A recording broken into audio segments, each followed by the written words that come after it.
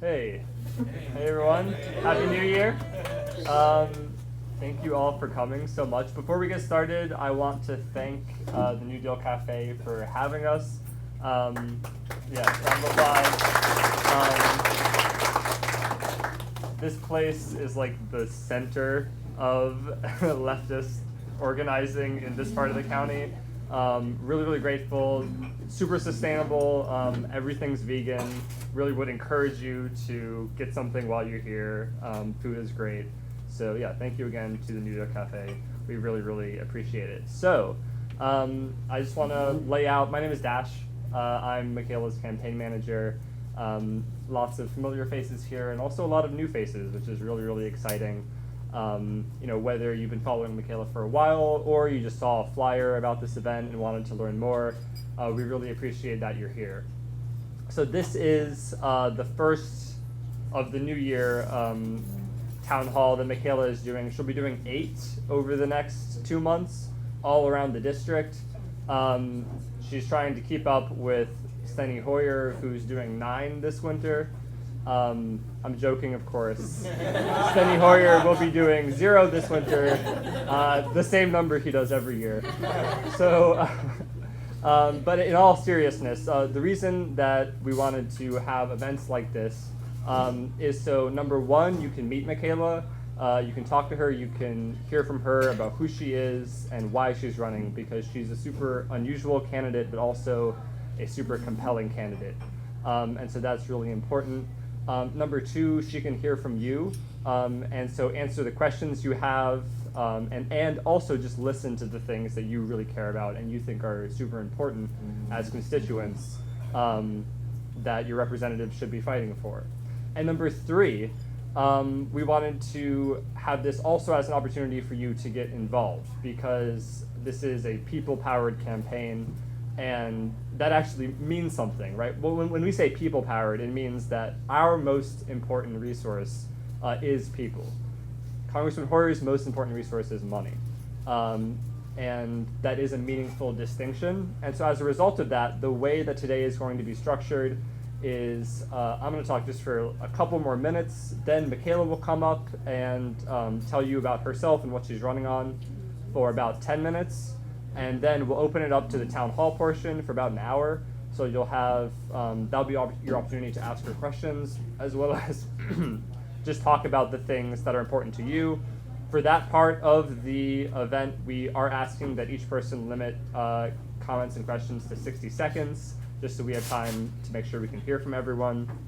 And then, for the last 30 minutes of today, from 1:30 to 2, if you only came because you want to learn more and you definitely don't want to get involved, then you're welcome to leave at 1:30. But if you're interested in being part of this movement and building it with us, then we'd encourage you to stay for those last 30 minutes, because that's how you'll find out how you can get involved.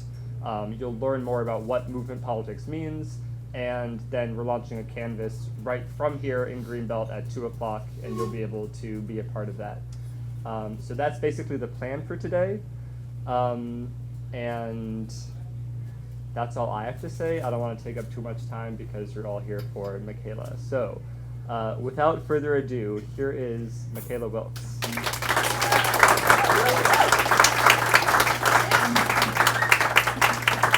Hi. Do I talk into this? Oh, yes, okay. Ooh, it's a lot of you. Okay. Well, hello. My name is Mckayla Wilkes, and I'm running to represent Maryland's 5th Congressional District. And I'm just going to start off, I guess, by telling you a little bit about myself, like Dash said, and the things that I'm running on. So I wasn't always involved in politics. I was one of those people who didn't trust politicians because, I thought they were all crooks and criminals. Like, they weren't worried about issues that pertain to myself and my community. I'm just gonna go like this because it's awkward the other way. Okay.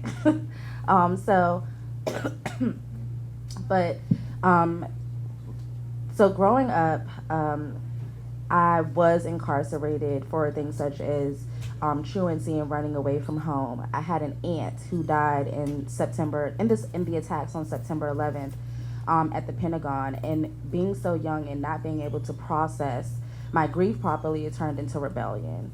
But instead of having someone to talk to I was thrown into the criminal justice system, locked up for 10 days for every 1 day that I missed of school. No one to talk to, no type of rehabilitative services. And everyone knew what I was going through, but it was pretty much just like, okay, like we understand what you're going through, but like just stop it.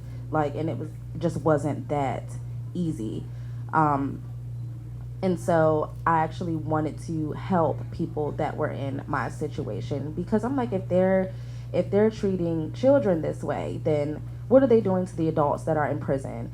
Because thank God I made it out of my situation, but had I not, I could have, ended up in a whole different walk of life than I am now. And so I wanted to study psychology to be able to help people who were like me, to offer them rehabilitative services, to work in prisons and juvenile detention centers or group homes where teens were at that were going through the situations or going through issues that I went through. And instead of being offered help, they were shackled and handcuffed and sent off to prison or juvenile detention.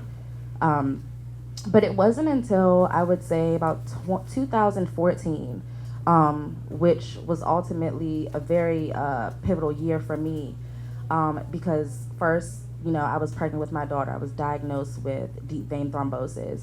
I had blood clots in each knee, behind each knee, and one possibly in my lung.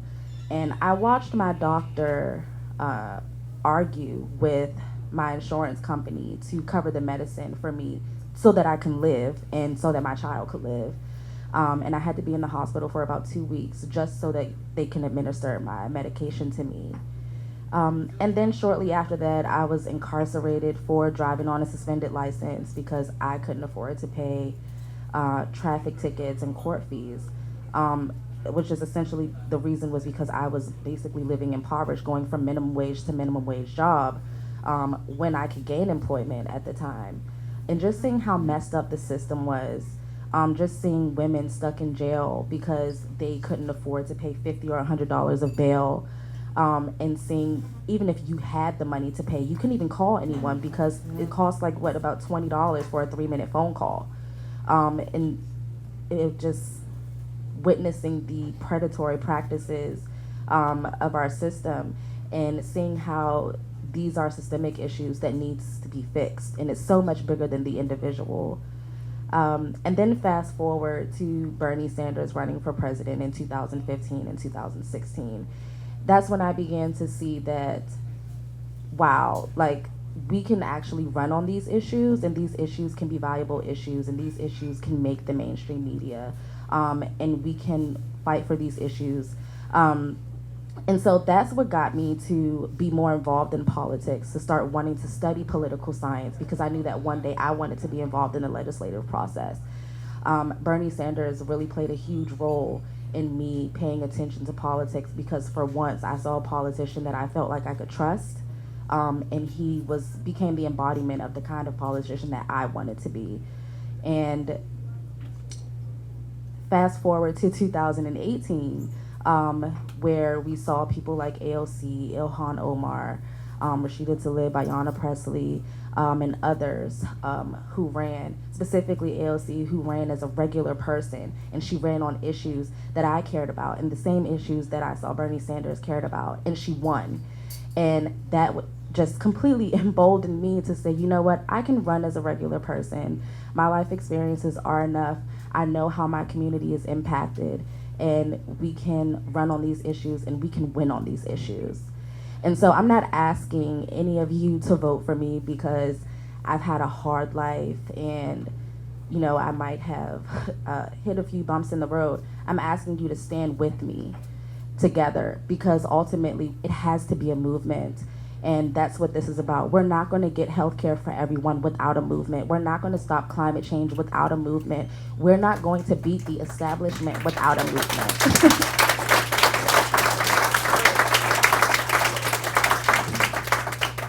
And so, sorry, thank you guys. I'm about to cry. But seriously, it has to be a movement, because that's the only way that we're going to beat Hoyer, is the power of the people. He has all the money, let him keep it. But we have us. I mean, just look at this room. There's barely any seats left. We can actually do this. And so I really want to encourage you all to stay for the last 30 minutes of this town hall and learn how you can be involved, because ultimately it has to be a movement, because that is how we're going to win.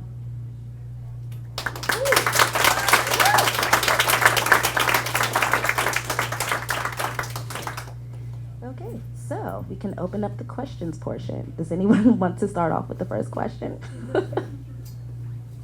Yes.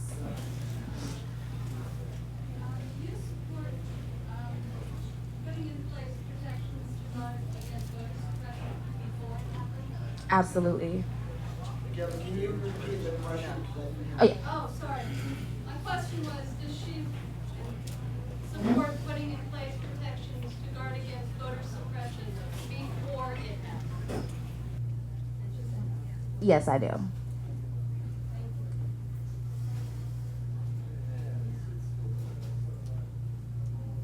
Yes.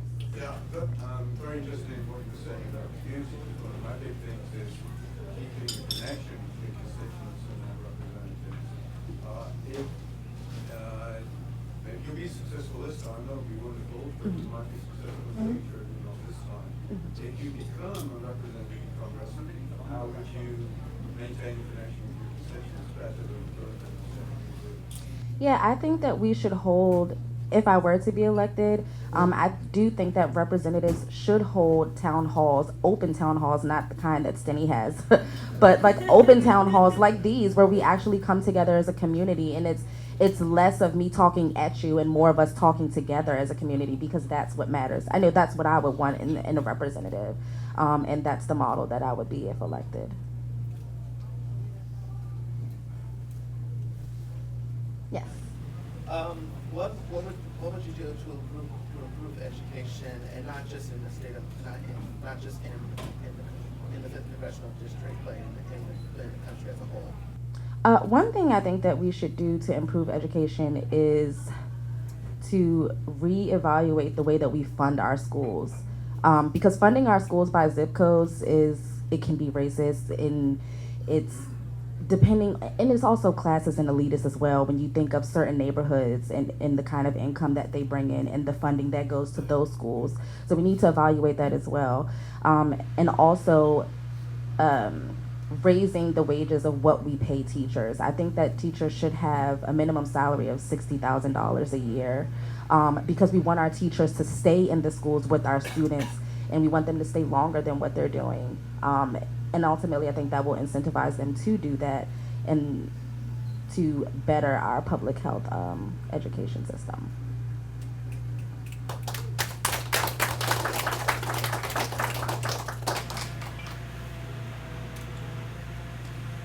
Yes. So, what can you say to a lot of folks who have lived in the city there as part of the landscape for a long time, who are actually people that I've worked with on, let's say, the Mandela's campaign, who actually have some political overlap with my opinions, but who are politically savvy or career-oriented enough to not cross him. He has set down so many different patronage paths. I had a conversation with someone who worked for Crowley's office as a student intern in graduate school, and I pointed out, hey, this is early on. I became very see. I said, hey, this Florida's running. She's really incredible. He said, well, this is true, but we would lose that swag we have for So my husband, who's a immigrant from Central America, would be endangered if we lost the clout that Crowley had. Well, I think that she showed how to do that, but I mean, if that's a real argument people at the doors we're going to have. So what would you say to that? Clout. Yeah, that's a question that I always get, because Steny does have a lot of clout, but he's not using that clout. And I always tell people, don't think about what you're losing, think about what you're gaining, because at the end of the day, representation matters more than clout. And that's what they'll be getting in a new representative that actually cares about the people, that actually takes these issues personally rather than a political game or a career strategy.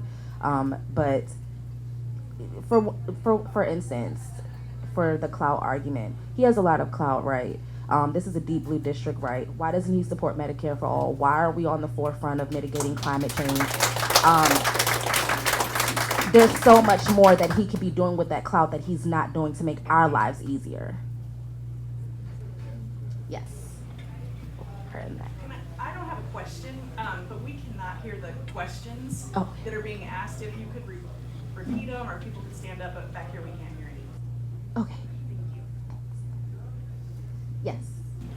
If you were elected, what would be the first one or two bills that you yourself would put in front of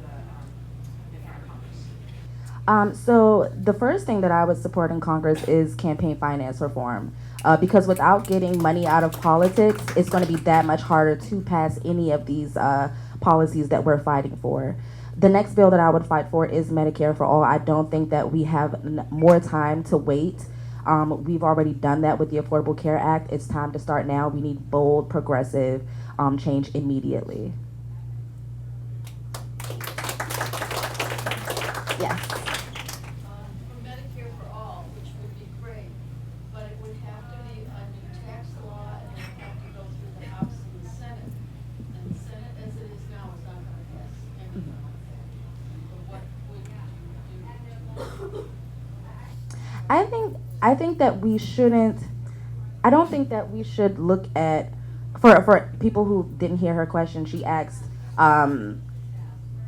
right now the Senate probably most likely won't pass Medicare for all. So what could we do to pass it?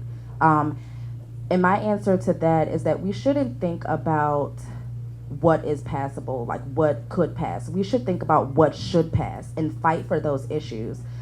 Because if we keep on thinking to ourselves, how can we get this passed? Is this passable?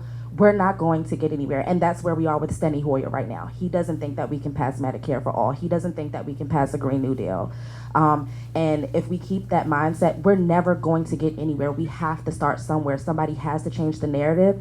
And my hope for 2020 or for 2021 is that we do have a brand new Congress with bold leadership, and that we do take back the Senate so that we can pass progressive legislation.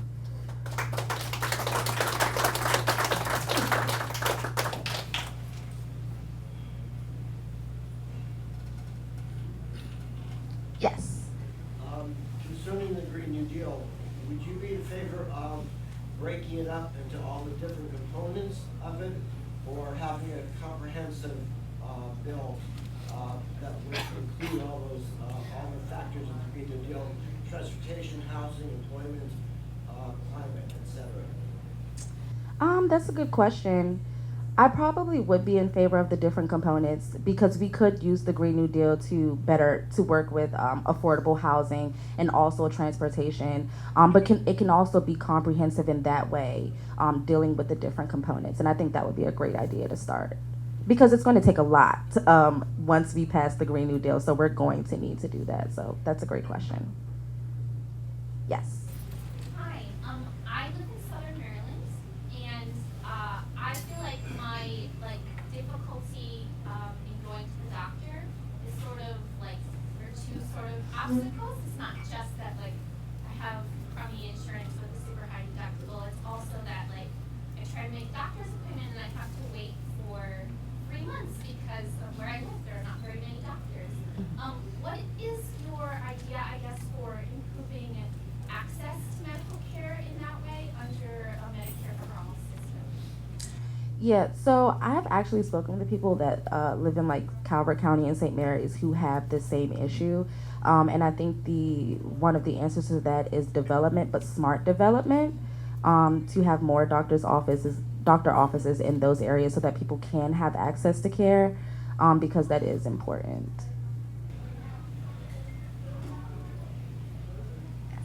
Hi. Hi. I'm Carol, and I live in Clinton, Maryland, which is down in South County. And we are a sacrifice zone as far as energy, environmental justice. We have 5 power plants in our district. And I'm wondering, I know a lot of it is the county exec, and it's also the state legislature, but how could you, on the 9th Congressional District, help us to either stop the continual growing, building, of power plants, and then the remediation for the community with our health and wellness. So I've actually been, oh, okay. Oh. Yeah, so the question was, in case you didn't hear it, she lives in Clinton, which is a sacrifice zone. Which, if you don't know what that is, that's where you put all the power plants in one place, so that they're not anywhere else. And usually, right, those places tend to be lower income and have, there's a racial component to it as well. And so, yeah, the question is, what can we do about that in questions of environmental justice? Yeah, so I've actually spoken out opposing those power plants that are over in Brandywine. I know exactly the ones that you're speaking about. I think that we need to divest away from fossil fuel component energy, and just that whole situation with all of those power plants over in the Clinton and Brandywine area, it's completely unconscionable, especially because it's an area that is basically 75% African American. But we need to begin to divest from those fossil fuel energy companies. And one thing that I would support when I'm in Congress is to put sanctions in place where we can begin to divest from fossil fuel energy companies, especially in areas such as that. And speaking to the component of health, that is why we do need Medicare for all, so that we can ensure that everyone gets the health care that they need. And if you ask me, I think that those companies should pay some kind of compensation to the families because of their health. They know what they're doing, and they act like they don't, but they know. They have scientists that work for them. They know exactly what they're doing and what they're putting in the air and who they're hurting when they're doing it, and they need to pay for it.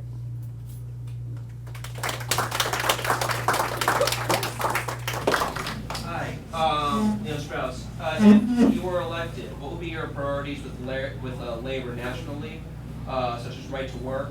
And what about making more opportunities for paid time off for labor groups? Oh, great. So I do think that paid time off should be mandatory for labor groups, especially. I also support repealing right to work laws as well as repealing Taft-Hartley as well. Yes. So my question is kind of about the U.S. aggression that just happened in Iran Thursday night. My understanding is that there was a bill that had a provision that could have stopped that specific type of aggression, and that provision was stripped. And now Bernie Sanders and Ro Khanna have introduced a bill to help stop future aggression like that. So I'm wondering what your position is, and if you happen to know whether your position differs from Steny Hoyer, what he's doing to keep us out of needless war in our country, or in the world. So I know for a fact that my position is different than Steny's. But yeah, my stance is aligned with Ro Khanna and also Bernie Sanders. We also need to repeal the AUMF. No one person should have that much power to put people in our communities at risk, because it's not the rich people who are joining the armed forces. It's people that are in our community who are joining because of the incentives of free school, housing, and income, and to get out of a situation that they're in. It's just another way to put people in that are already in a messed up situation in another messed up situation, basically sacrificing us. We need a peace-based foreign policy, and one that is not an imperialist one.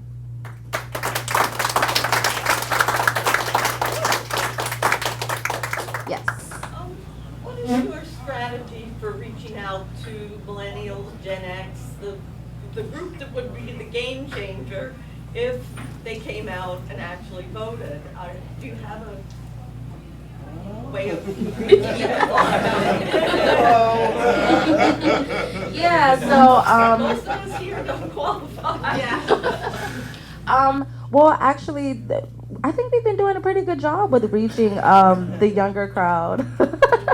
I mean, most of our volunteers are young people. I'm young. I think just being my, I think just being my authentic self, just going out into the community, and reaching voters. My big thing is trying to reach people who aren't voters, people who were like me, who didn't trust in the political process, because we need those people to be involved in the conversation, and we need to let them see that we have someone who's going to speak for us, and we have someone that's going to give us a fair shot. We have someone that's going to give us all a seat at the table, because my story isn't just my story, it's our story. These are things that everyone has been through, and the people that are closest to the pain deserve a seat at the table. It's ours.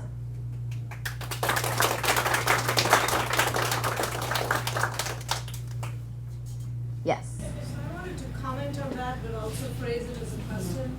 So if you look at the presidential primaries, when a stick runs against Steny Hoyer, it gets 20% of the votes, right? I mean, Steny always has an opponent, and that opponent always gets some votes, so there's like an intrinsic number of people who will get out and vote against Steny, but it's about 20%. So the other 80 goes to Steny, and you've got to try to power your way through all of that. As you said, find the people who don't vote. So is that the campaign strategy, is to find people who have not voted in prior elections, who are not super voters, and to reach out to them? Yes, that's part of our strategy. Yes, it is, to increase voter turnout. Yes. So we've seen in the past 2 years a lot of the divisiveness based on religion, a lot of hate crimes, a lot of anti-Semitic hate crimes, a lot of anti-Muslim bias going on both in this country and in the world. And so many times you've seen politicians that are either just sitting on the sidelines offering thoughts and prayers, or co-opting one end of a religious movement to just gain more power. So both in your campaign and as a future elected official, what would you do to help change that? For one, I would offer more than thoughts and prayers, because if you're in Congress, you can certainly do more than thoughts and prayers. You can speak up, and you can do something for human rights. And if and when I am elected, I will be that representative that's going to fight for human rights. I think that these issues around the world, I think that all leaders should speak up against human rights. If anything else, regardless of your indifference of religion or what someone else does, at the end of the day, we are all humans, and we need to get back to that.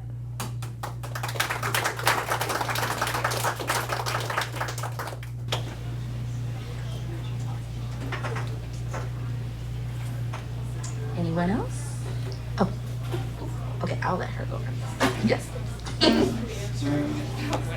I was just canvassing, and when people ask me, how are we gonna pay for Medicare for all?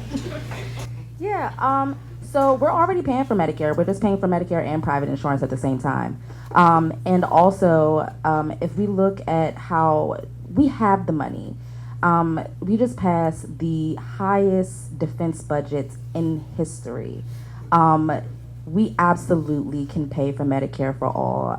There's multiple ways, rerouting the way that we're already spending our money, as well as making sure that the rich pay their damn taxes.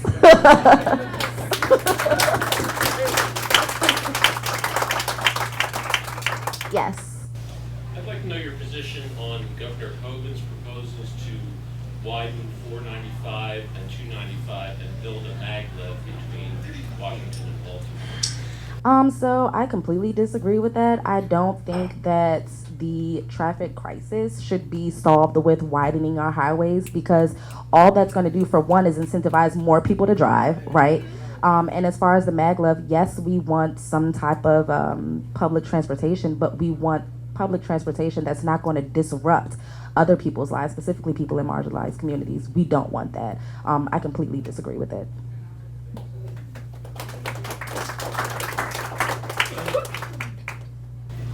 Yes. One of the big questions in this country at the moment, of course, is that huge numbers of people are killing each other with guns. Where do you stand on gun control, and do you support universal background checks for all gun buyers? So her question, basically, and you can correct me if I'm wrong, is what is my stance on gun control and if I support universal background checks? I absolutely agree with background checks, universal background checks. And we need a comprehensive gun reform.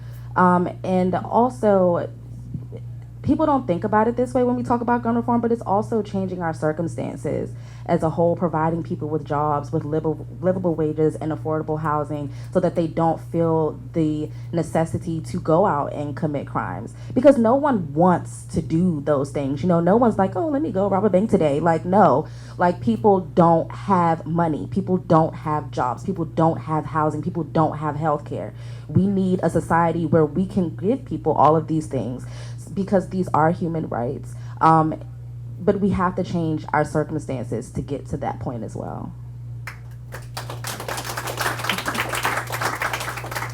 Yes.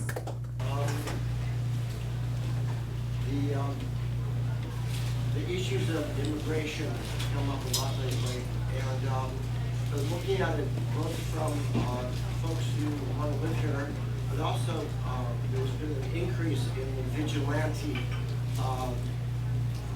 people who've decided to take it upon themselves to run around the border and round up people, and these are not officials, they're vigilantes, they're groups of people who decided they don't want people in this country.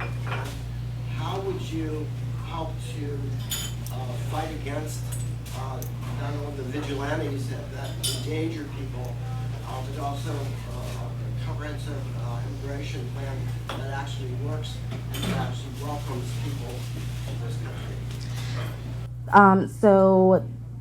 So his question basically was my stance on comprehensive immigration reform and what we can do to combat those who are taking a vigilante standpoint of take it into their own hands and dealing with people who come here quote unquote illegally. My stance on that is to enact comprehensive immigration reform. Like you said, one that actually works, one that doesn't lock people up and separate families for simply seeking asylum or just coming here for a better life, because nothing about that is illegal. What we need to do is change the narrative, and we need to pass that comprehensive immigration reform, because the reason why we have vigilantes out here taking things into their own hands is because of the narrative and because we don't have comprehensive immigration reform, because these people are seen as illegals or criminals for coming over here seeking asylum. So if we change that narrative and we enact comprehensive immigration reform, then you can no longer take things into your own hands and say these people came over here illegally, because guess what? We have comprehensive immigration reform, and they're not. They came here and they're welcome.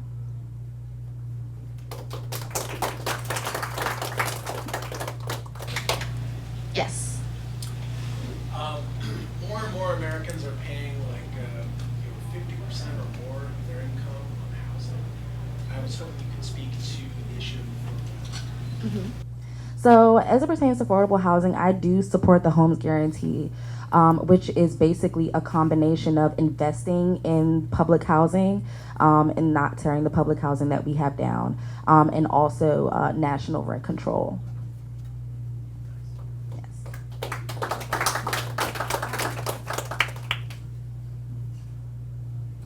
Yes. As you know, the United States has incarcerated thousands of children and migrant children at the border. And many of them have died of diseases and unsanitary conditions mostly in private prisons across the United States. What would you do? I still have two questions. What would you do to end the children's separation, in terms of children's separation policies, and what would you do to end the right to private prisons in the United States? So I would enact comprehensive immigration reform so that families aren't locked up and separated for coming here to seek asylum or for a better life. And to your second question of what I would do about private prisons, I would abolish them.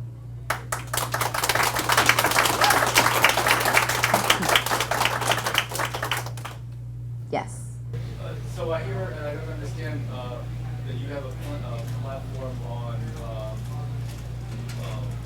climate change refugees. Can you talk about Yes. that?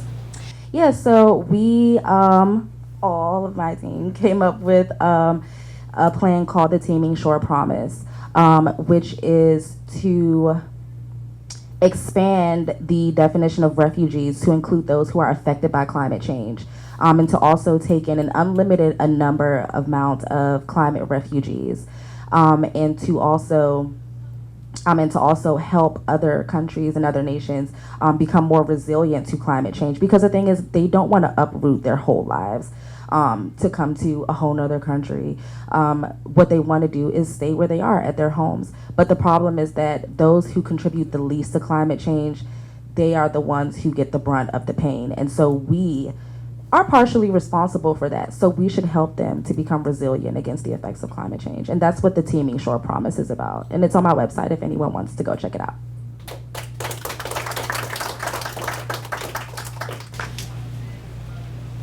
Yes. Well, my question is about how the campaign is going. Are you meeting with other Maryland representatives, you know, to ensure that you'd have a coalition to work with when you were in Congress? You know, I don't know anything about the other districts, but are some of them in line with the progressive agenda? So I've spoken with a few local elected officials, people who are already in office, and for the most part, they are supportive. Most of them, some of them. But of course, they can't come out and say it publicly.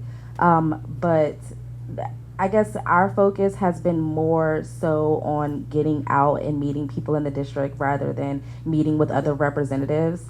And so, Yeah, I can also add to that Okay. if it'd be helpful. So you were also asking about like federal representatives? Yeah, because Okay. my idea is that this would help persuade some people who vote for Steny that they would see that there's actually other people in Maryland, Montgomery County or wherever, okay. that would work with you in Congress. You wouldn't be the odd person out.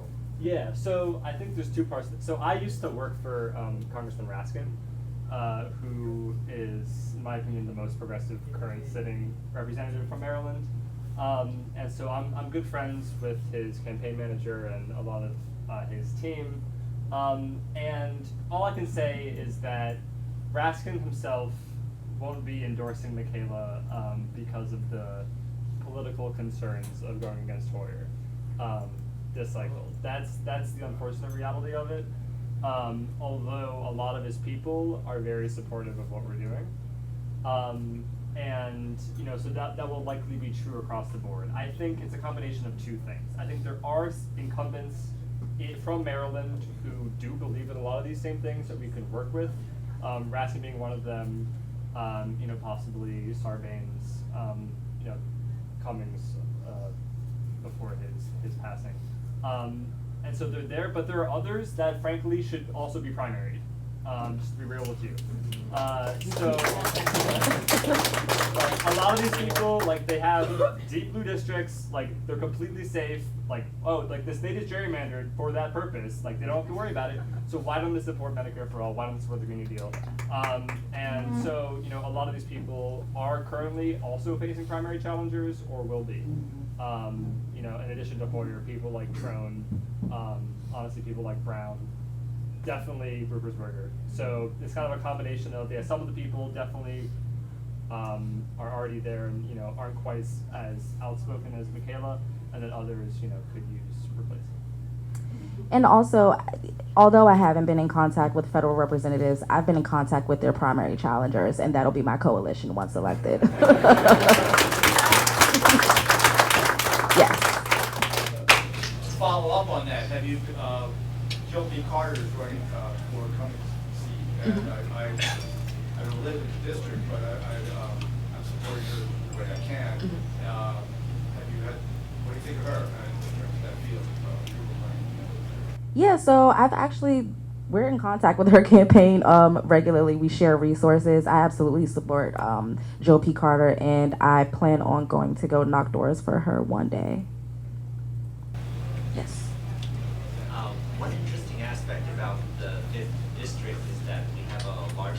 scientists here. We have University of Maryland, we have NASA Goddard Lab, we have the Beltsville Agricultural Research Center nearby.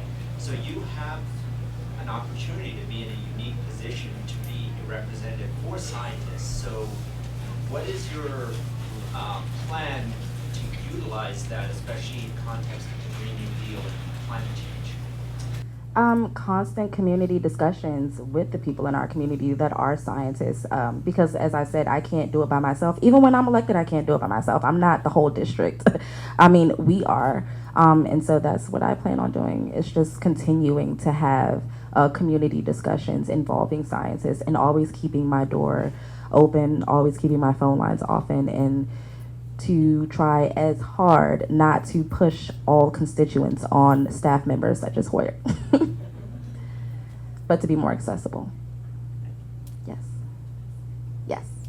Mckayla, I love that you said that one of your top initial priorities will be campaign financial goals. Yes. Do you have any particular changes you want to do? Absolutely. For one, I don't think that corporations should be able to dump as much money in our politics. I think we need to get rid of super PACs and limit the amount and limit the number or the amount of contributions that any corporation can give to a politician. Because you're not going to not back Medicare for all if they can only give you $1,000. Yes. At Shirley, you said you support paid time off, PTO. How are you planning on doing that? Do you have like a pathway you want to go through for that, or radical change you want to do? Can you please elaborate? Yeah. So I think I would follow AOC's guidelines for paid. I think she has one for like paid parental leave. But I think that everyone should. I mean, for instance, like at my job, it sucks. We get like 1 hour per pay period of leave. I think that everyone should at least be entitled to at least 8 hours of paid time off per pay period.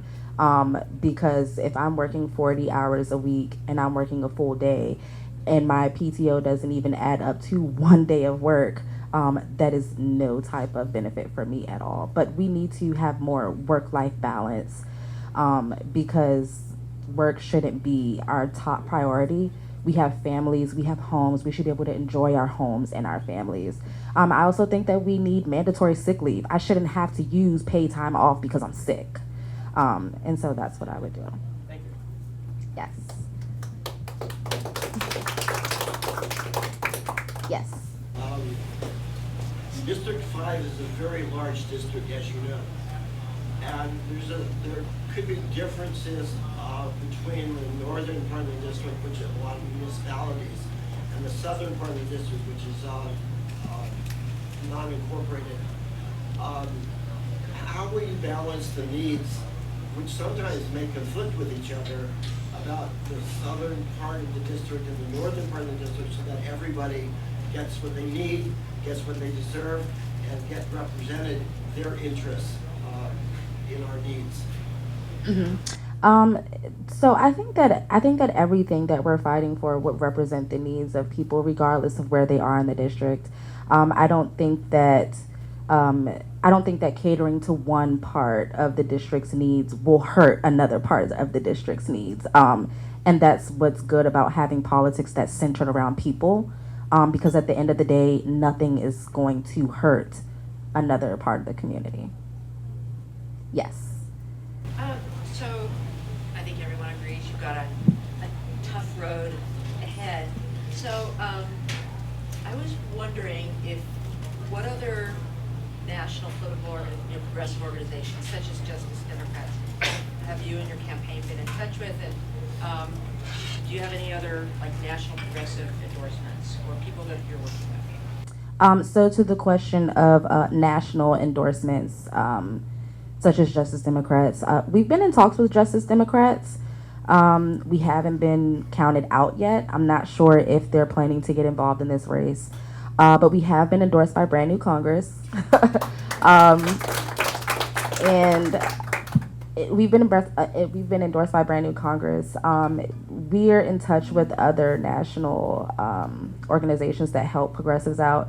It's just that this race is a unique one because there are two progressives running, and so It's just taking that much longer to try to get those relationships with those organizations. Yes. I just wanted to point out, you've also been endorsed by Metro DC DSA. Yes, we have. And then I wanted you to speak on the importance of taxing the very, very wealthy. I mean, we're seeing wealth and income inequality just skyrocketing, which you know, is an element in sort of all of these things that you've been talking about. And we see politicians always trying to scare middle-class people about raising taxes. Isn't it important that we tax like the ultra-wealthy, and do you support that? It is a necessity to tax the ultra wealthy because they don't pay their taxes and they're making billions of dollars a year and are paying zero in taxes versus me making $50,000 a year and owing taxes. It's just completely upside down. But they need to pay their fair share in taxes so that we can fund these programs, because we're already paying for a lot of the programs that we have, but it's coming out of our pockets and not theirs, and that needs to change. But that still means getting a new tax law through Congress. Yes. And Senate. Yes. That's gotta happen somehow. It'll happen. It'll happen. Trust me. Yes. Yeah, I have another question. There was a shooting by police in Hyattsville where I live, and by with all appearances of a guy who was going to be killed. And I've been very disturbed about that, and hasn't seen any resolution. I noticed that in certain cities, in Portland, Oregon, and I believe someplace else, they have people that are hired that aren't police, that aren't armed, who are sent out, not all the time, but a lot of the time, to respond to these things. That's like a great idea. I mean, we should have that here in Prince George's County, everywhere. You might consider that as part of your criminal justice reform platform, I don't know what you call that. It would be added to our police platform, which we do have, by the way, because they need to be held accountable. I do support that, and I believe we've spoken out about sending people for like different calls such as wellness checks or mental health checks, and also sending unarmed police officers to those locations, because you don't need your gun with you to go check on someone that's having a mental health breakdown or a wellness check. That's how we see instances like the young woman in Texas who was shot, and also the guy in Hyattsville, in which I saw that video, and he was clearly not in his right state of mind, and for all of those officers to shoot him like that, it really just broke my heart, and that is why we need to disarm our police as well.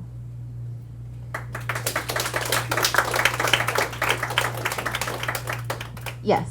Just as a piggyback to that, along with disarming the police, having a trauma-informed approach across all systems. Yes. So the police, wellness, mental health, healthcare, social services. Yes.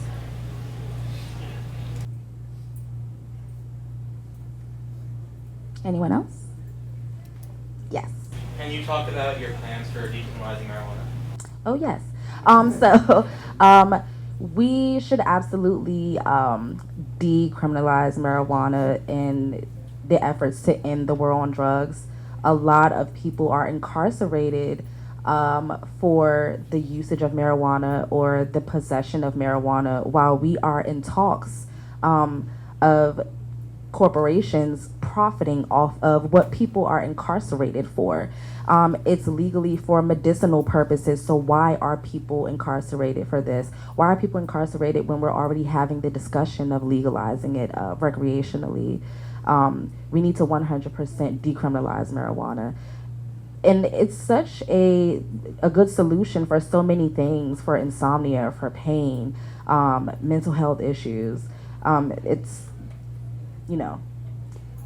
We should absolutely decriminalize marijuana. It's crazy that it's not being done. And it's also crazy that Steny Hoyer referred to it as a gateway drug.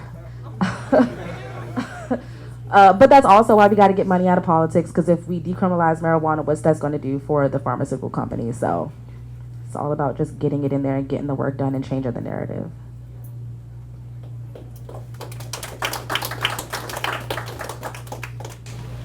Yes.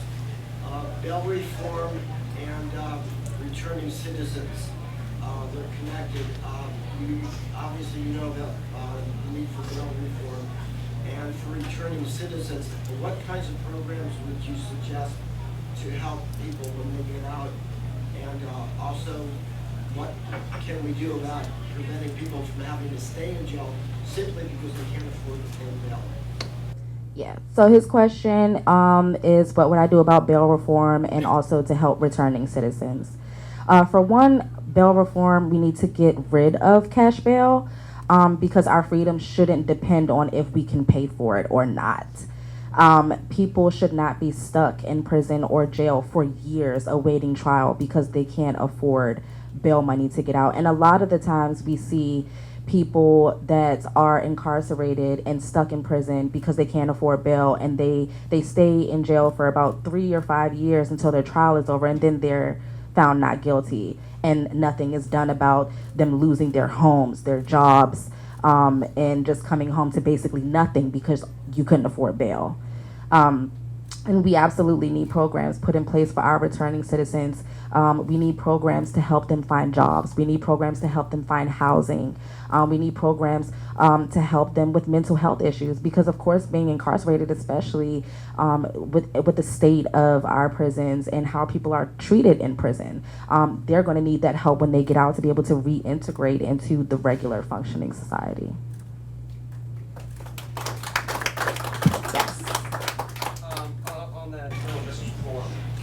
What are your plans? Because I know in Florida especially, in my head where you found a leading prison, you can't vote, and that's just being an extension of Jim Crow in that era of politics. What are your plans for combating that? You've served your time, you've paid your debt to society, you should be able to vote. It's just that clear cut.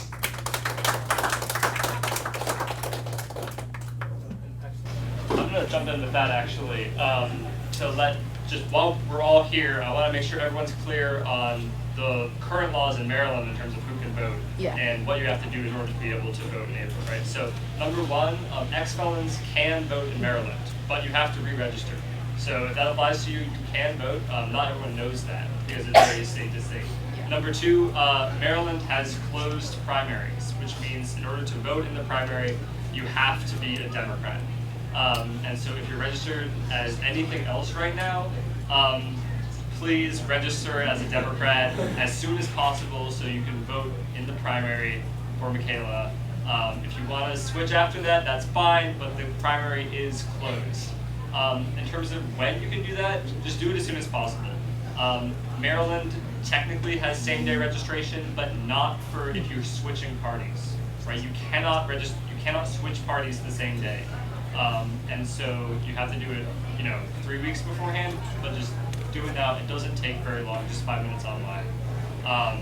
But yeah, besides that, 17-year-olds can vote if they're going to be 18 by the general. So yeah, and always double check what. And the election, of course, is April 28th. We'll be hammering that. Early voting starts on the 16th. The election April 28th. We'll talk more about all this stuff in the last part, but while everyone's here, I wanted to make sure we're all clear on what the requirements are to vote this thing. Yes. They also need to open our primaries, but that's another conversation.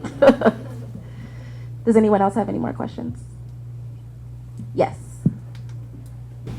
So I guess what I hear from a lot of older voters is a concern that nothing good is possible in politics anymore. They don't feel like we can achieve anything through our democratic process except maybe to defend the things that we already have.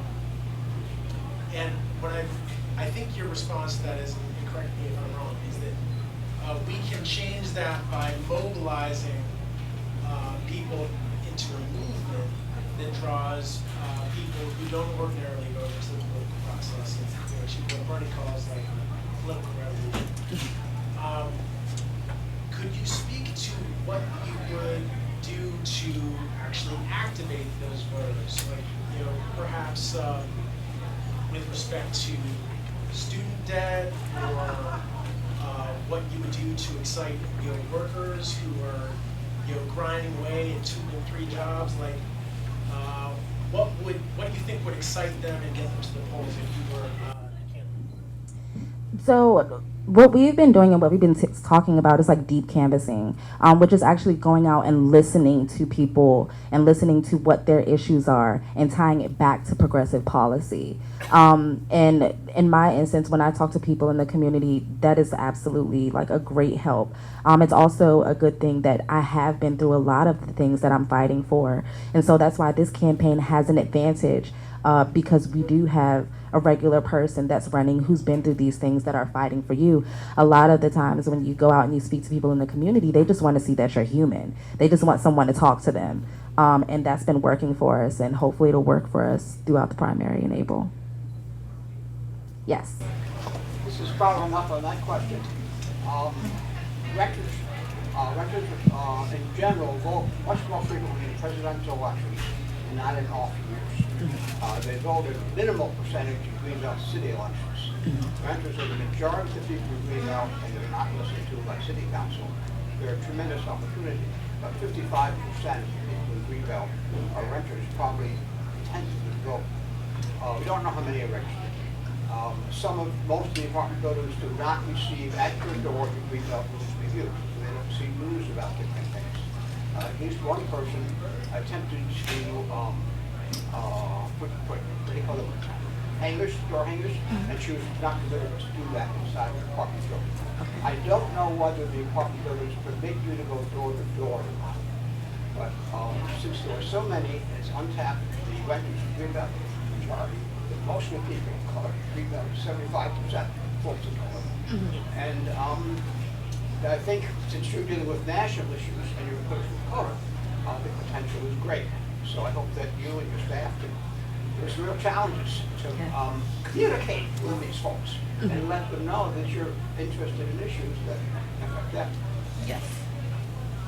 And if some of your staff are interested, then I'd be happy to work with them. Okay. Yes. So a lot of the issues that you talked about, everything from housing to healthcare to mental health care and trauma to even war, have a really unique impact on veterans. So I'm wondering, what is your plan to take care of veterans, especially as we have even more fear and trauma surrounding war? For one, ensuring that all veterans have great health care so that they can get the mental health services that they need and treatment for any kind of trauma that they might have. I think that we need to pay more close attention to our vets, because it's heartbreaking that, they go over, they risk our lives for us literally, and they come here and they're just completely forgotten with no assistance, no one to help them. Our vets shouldn't be sleeping outside. Our vets shouldn't be suffering from mental health issues with no help because they can't afford health care. And so we need to enact these things so that we can help them, so that they can get the help that they need, so that they can get housing, so that they can get jobs, and not be forgotten when they literally laid their lives on the line for us. Yes. The Democratic Party has instituted a very undemocratic policy in order to maintain the status quo. They've said that political contractors or consultants who help someone running against a sitting Democrat will not ever be hired by them. Has this caused your campaign any difficulties? So he's referring to the DCCC blacklist, who has blacklisted any consultant firm that is going to work with primary challengers such as myself that dares to pose a challenge to an incumbent. Thankfully, it hasn't affected us as much. I will say in the beginning it was a little bit difficult trying to find a videographer and trying to find someone to help us complete our finance paperwork. But since we do have a lot of national attention, because Hoyer is such a known incumbent, it hasn't really affected us as much. but it does worry me for other primary challengers because it's so much bigger than just me running. We need a whole brand new Congress, like literally. And so it really does bother me that it might affect other people that are going up against other lesser known incumbents. But we've been trying to help them out as much as possible with amplifying their message. Because like I said, we need a brand new Congress and we have to uplift each other as primary challengers so that we can all get in and work with each other and actually create systemic change. Yes. There is at the national and the local level, there's a war on LGBTQ individuals, especially transgendered people. 2 women were transgender women of color were killed in Fairmont Heights this summer. And it goes from the local level all the way to the national level, policies and practices. What can you do to help alleviate the discrimination and the violence against especially transgendered women of color? We need to put protections in place for our trans brothers and sisters, and we also need to stop allowing the excuse of fear of our trans brothers and sisters, because that should absolutely be no excuse to harm anyone because of who they simply are. We need to change the narrative so that people can see that we have differences, but it's not up to you to take it into your hands to take the life of someone else because of, for whatever reason, because of hate. It needs to be a hate crime. And it needs to, even though it is a hate crime, it's often not even talked about that way. They don't amplify these things that are happening to our trans brothers and sisters the way that they should be. And we absolutely need to begin to amplify that message, and we need to put more protections in place for them. And it's just so sad under this administration that all they have tried to do is strip away the rights of our LGBTQ community. And we need a Congress that's going to go in there and put sanctions in place that is going to prevent any administration from ever stripping rights away from anyone, regardless of race, gender, religion, whatever. It needs to be put in place. Something needs to be done.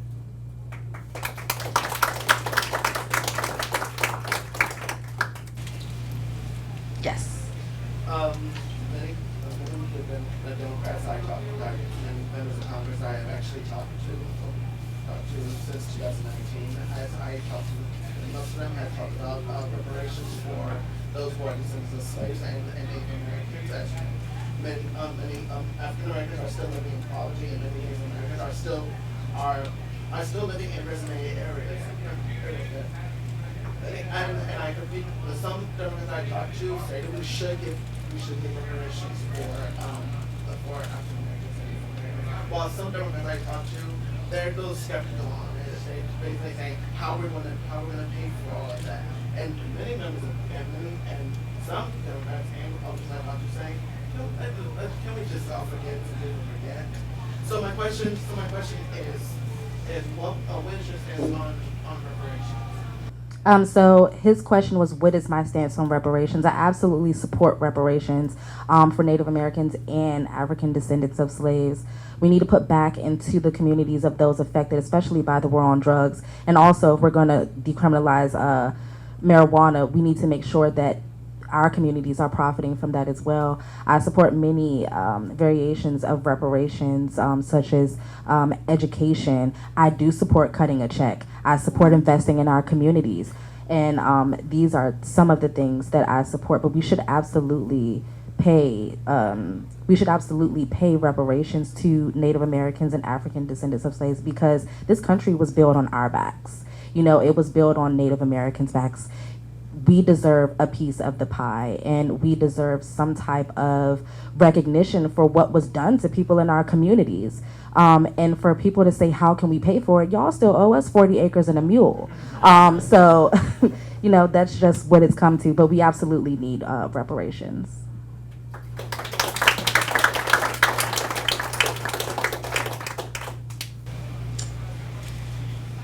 Yes. Can you talk a little bit about the work or your views around health disparities? The field I work in is HIV, and so Prince George's County is #1 in the state in terms of new cases of HIV. But in addition to HIV, just in many health disparities, Prince George's County and the Congressional District are up there. So can you talk a little bit about what your position is on health, just health, wellness, making sure that there's supports in place? Yeah, and so to speak to that, I would definitely pivot back to Medicare for All to help with the disparities in our healthcare system. One of the issues that are special to me is the Black mortality death rate of pregnant women. Being someone who was in that situation because I was pregnant and ultimately almost denied healthcare. Being turned away from doctors because they didn't think what I was going through was serious, or I was just, being a hypochondriac. I almost died from that. But we absolutely need things such as Medicare for All to make sure that people can get the health that we need so that we can end those disparities in the healthcare system. Because that's ultimately why we have these disparities, because people don't have the resources to get the care that they need. People are afraid to go to the doctor because they can't afford to pay co-pays or deductibles. And we're basically paying for these insurance policies just to have them just in case, but we can't even use them because they cost so much. So we absolutely need Medicare for All so that everyone can get the care that they need and to end the disparities in our community.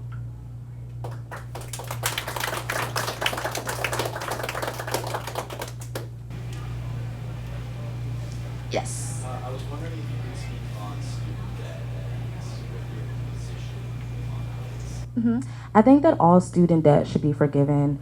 And I also think that we need tuition-free college. At the end of the day, when we go to college, and not just college, but trade school, because college isn't for everyone, but these are skills and these are skills and this is knowledge that we gain to contribute to our society. And so we shouldn't be going into debt to work and pay more taxes and for our education. It just shouldn't be.